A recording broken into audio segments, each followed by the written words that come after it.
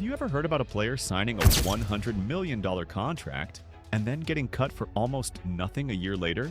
Or wondered why the players who look rich on TV sometimes file for bankruptcy? Today, we're pulling back the curtain on NBA contracts, the real mechanics teams use, the hidden clauses that can ruin or rescue careers, and the money moves you never see on highlight reels. By the end of this video, you'll know why the number on the contract headline is often worthless, what actually goes into a player's paycheck, and how smart players and teams hide risk or exploit it. Curious which clause makes a $50 million deal effectively a $10 million bet? Stick around. We'll reveal it soon. The numbers lie: headline value versus take-home pay.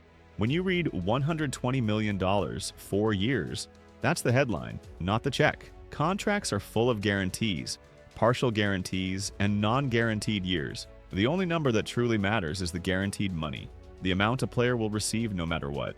Everything else is negotiable, clickable, and, importantly, conditional. There are common contract structures fully guaranteed. Player receives entire remaining salary if cut. Solid safety net. Partially guaranteed. A portion is guaranteed, maybe only through preseason.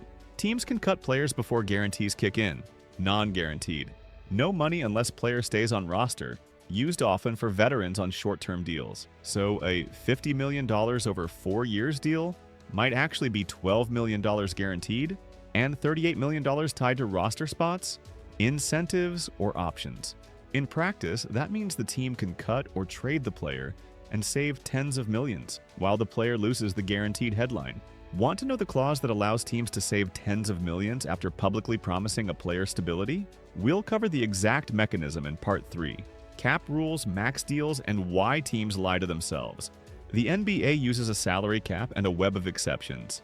The cap creates two dangerous illusions. A, the max contract feels huge, and B, teams can always find ways to sign stars using exceptions. But max deals are capped relative to player experience. Rookies get a different scale versus veterans. The salary cap also triggers the luxury tax. When teams exceed a certain threshold, they pay taxes that escalate quickly. That's why rivalries between money-rich clubs are also accounting war. The term you must know: bird rights. Teams can re-sign their own free agent above the cap using bird rights, essentially rewarding continuity. But bird rights create trade-offs.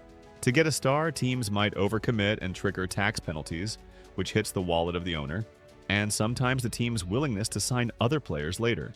Which tiny exception in a contract lets a team sign a star without paying the luxury tax? And how do teams use it like a hiding place? Coming up next, the hidden clauses that decide careers. Here's the brutal truth. Contracts are full of clauses that let teams walk away or shift costs. Important ones.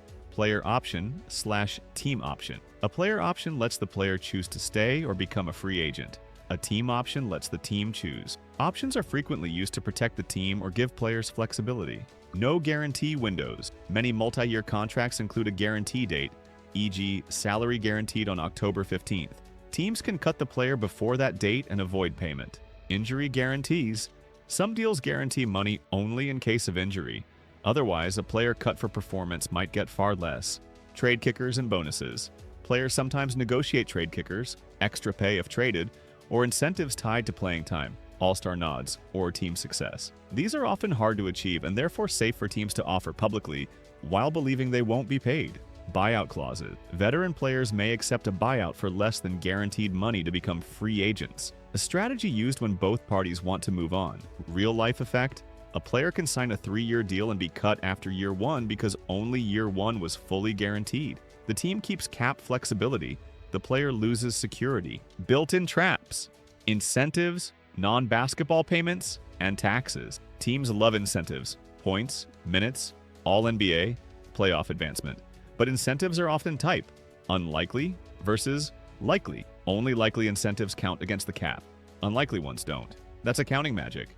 Teams can offer huge upside that's technically not counted until it becomes likely. Then there's deferred compensation. Some contracts pay a fraction now and the rest after retirement. That's attractive for taxes and cap management, but risky for players if the team declares bankruptcy, rare but possible at franchise level.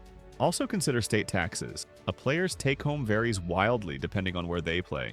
A star in a low-tax state could net far more than an identical contract in a high-tax state. Want to see a real math example of how taxes and incentive structure can turn a $20 million season into a $13 million season? I'll break that down next. Example breakdown, numbers you can follow. Let's build a sample deal to make this concrete. Headline, $60 million over 3 years. Year 1, $18 million, fully guaranteed.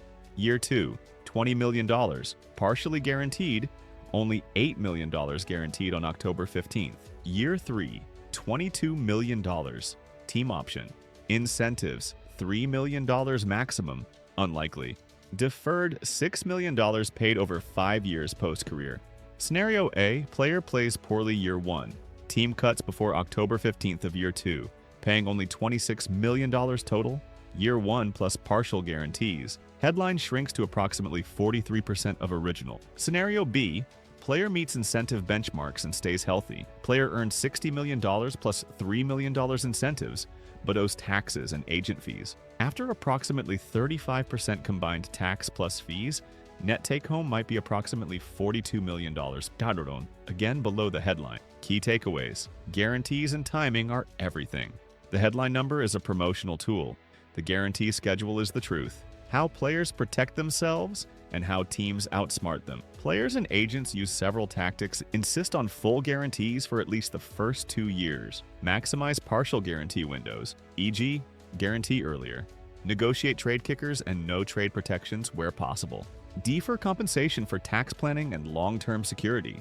Create alternative income via endorsements, equity stakes, and NIL-style deal. Teams counter by structuring incentives as unlikely to avoid cap hits, using team options and short guarantee windows to preserve flexibility, trading players for salary matching reasons, then using buyouts. This tug-of-war explains why the same player can get very different deals from different teams. It's about risk appetite, cap strategy, and ownership pocket depth. The big picture: why fans misunderstand wealth. Fans see flashy houses, luxury cars, and assume headline paychecks equal lifetime wealth. But contract structure, taxes, poor financial planning, and lifestyle choices explain why many players face financial trouble after retirement. The smart players treat contracts like risk transfers. They value guarantees and long-term security more than headline size. Which type of player should always take a smaller guaranteed deal over a larger risky one? I'll give you the rule you can use next time you hear about a blockbuster signing.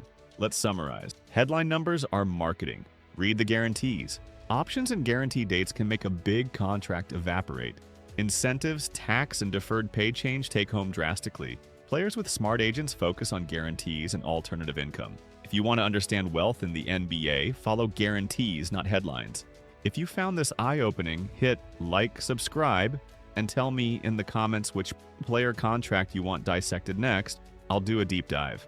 Also, I share this with a friend who thinks every NBA star is unbreakably rich. Thanks for watching, and remember, the number on the screen doesn't always equal the number in the bank.